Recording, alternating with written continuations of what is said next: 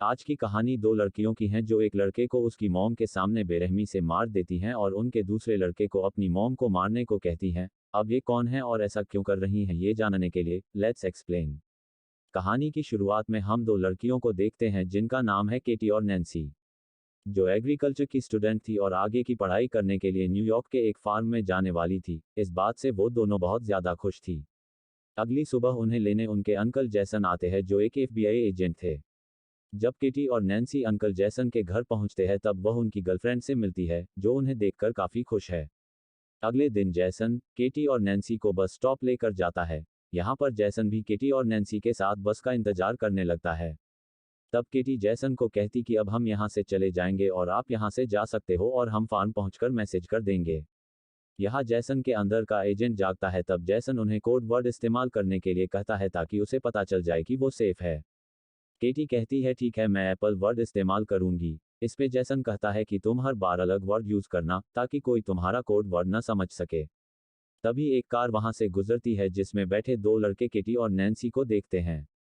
इसके बाद जैसन वहां से चला जाता है जिसके बाद केटी और नैन्सी कॉफी पीने एक शॉप पर जाती हैं।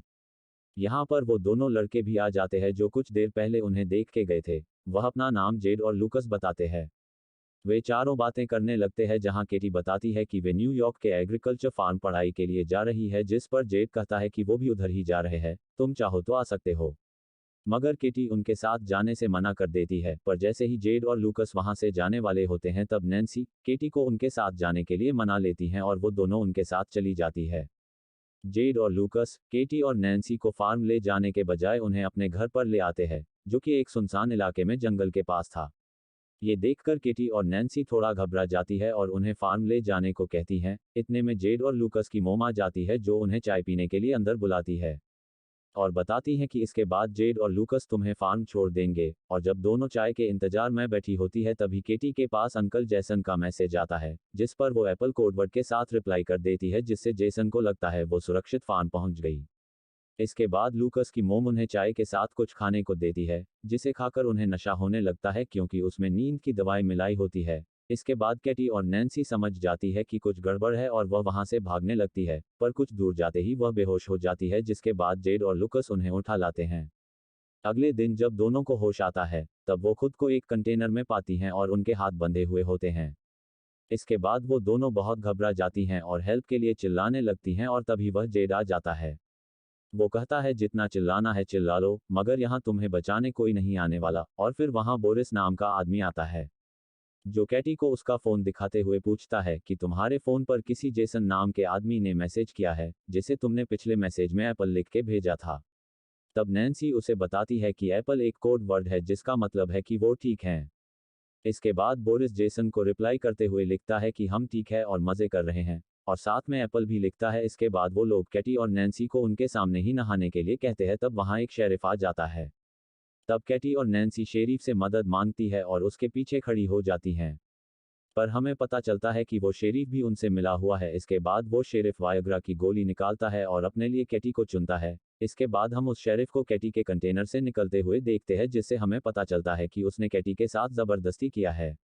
वहीं दूसरी ओर जेसन परेशान है क्योंकि कैटी ने एप्पल वर्ड दोबारा इस्तेमाल किया। इसका मतलब है कि वो किसी मुसीबत में है, इसलिए वह एग्रीकल्चर फार्म में कांटेक्ट करके उनका पता लगाने की कोशिश करता है पर उसे बताया जाता है कि वो दोनों एक बार भी यहाँ नहीं आई।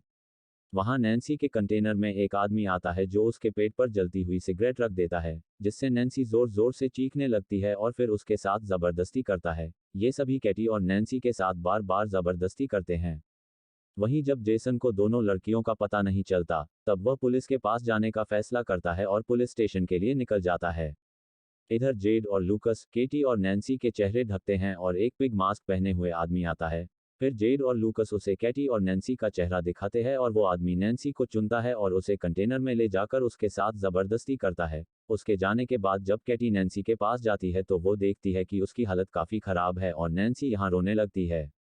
दूसरी ओर जेसन पुलिस स्टेशन पहुंचता है। वहां उसे शेरिफ मिलता है जिसने कैटी के साथ जबरदस्ती की थी।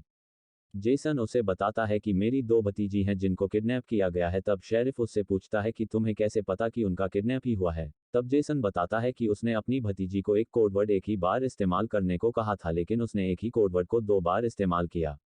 ये सारी बात शेरिफ बोरिस को बता देता है कि इनके अंकल इन्हें ढूंढ रहे हैं और वो एक FBI एजेंट हैं और कोडवर्ड के बारे में लड़कियों ने हमें पूरी जानकारी नहीं दी।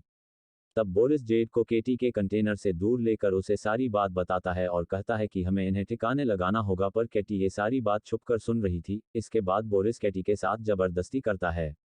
उधर जेसन केटी और नैन्सी का पता लगाने के लिए पहुंच जाता है उस शॉप पर जिसके पास उसने उन्हें छोड़ा था। उसके पूछने पर दुकान वाला उसे एक गाड़ी की इन्फॉर्मेशन देता है जिसमें वो लड़कियां गई थी जो कि बोरिस की थी।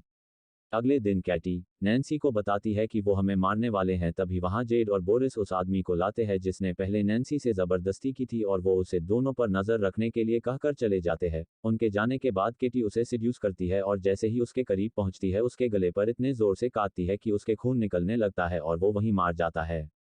इसके बाद वो दोनों छुप जाती हैं और जैसे ही शेरिफ वहां आता है वो दोनों उसकी गाड़ी लेकर भाग जाती हैं और तय करती है कि वह उन सब से अपना बदला लेंगी जिसने उनके साथ जबरदस्ती की है।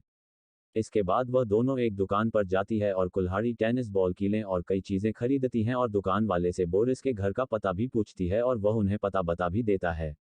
दूसरी ओर जेसन भी उस कार के ओनर का पता निकलवाता है जो कि बोरिस है। वहीं बोरिस अपने घर पर म्यूजिक सुन रहा होता है। तभी वहां कैटी और नैन्सी आ जाती हैं और उसके चेहरे पर एक के बाद एक कई कीलें लगी हुई टेनिस बॉल फेंकती हैं जिससे वो बेहोश हो जाता है और होश में आने पर वो उससे पिग मास्क वाले आदमी के बारे में पूछती हैं और वो बता देता है।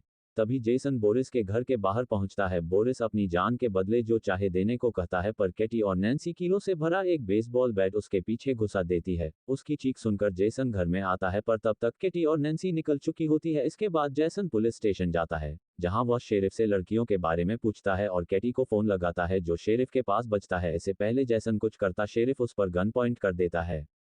वहीं दूसरी ओर कैटी और नैन्सी एक चर्च में पहुंचती है जहां पर हमें पता चलता है कि पिग मास्क वाला आदमी चर्च का फादर है। इसके बाद नैन्सी एक बेसबॉल बैट लेकर उसके पास पहुंचती है। तब वह नैन्सी को एकदम पहचान लेता है पर तभी कैटी उसे मार के बेहोश कर देती है।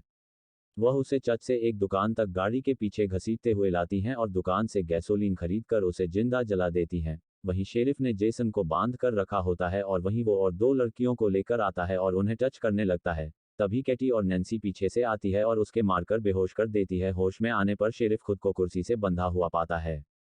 अब वह अपने किए के लिए कैटी और नैन्सी से माफी मांगने लगता है। तब कैटी गन में एक बुलेट डालती है और कैटी और नैन्सी बारी बारी उसे शूट करने लगती है पर 5 बार शूट करने पर भी वह बच जाता है। वाह क्या किस्मत है, शेरिफ यह सोच के थोड़ा खुश होता है कि वह बच गया पर तभी कैटी उसे शूट कर देती है और दोनों लड़कियों के हाथ खोल देती हैं और उन्हें जैसन के हाथ खोलने को कहकर वहां से चली जाती हैं। फिर वो लड़कियां जैसन के हाथ खोलते हुए बताती है कि 2 लड़कियां थी जिन्होंने हमें ऐसा करने को कहा। तब जेसन समझ जाता है कि ये जरूर कैटी और नैन्सी का ही काम है। इसके बाद हम जेड और लूकस की मॉम को देखते हो जो ड्रिंक कर रही होती हैं और ड्रिंक करते करते ही वो बेहोश होकर गिर जाती हैं। जब उन्हें होश आता है तब उन्हें कैटी और नैन्सी ने कुर्सी पर बांधा हुआ होता है और उसके ठीक सामने जेड बंधा हुआ होता है जिसे वो उसकी मॉम की आंखों के सामने ही बेसबॉल बैट से मारकर गिरा देती हैं और मार मार के जेड के सर को फाड़ देती हैं। जेड की मॉम यह देखकर रोने लगती हैं। इसके बाद वो दोनों उन्हें लूकस के पास लेकर जाती है और लूकस हाथ में बेसबॉल बैट देकर अपनी मॉम को मारने को कहती हैं पर लूकस यह नहीं कर पाता। तब नैन्सी लूकस को गोली मार देती है और गन लूकस के हाथ में रख देती हैं।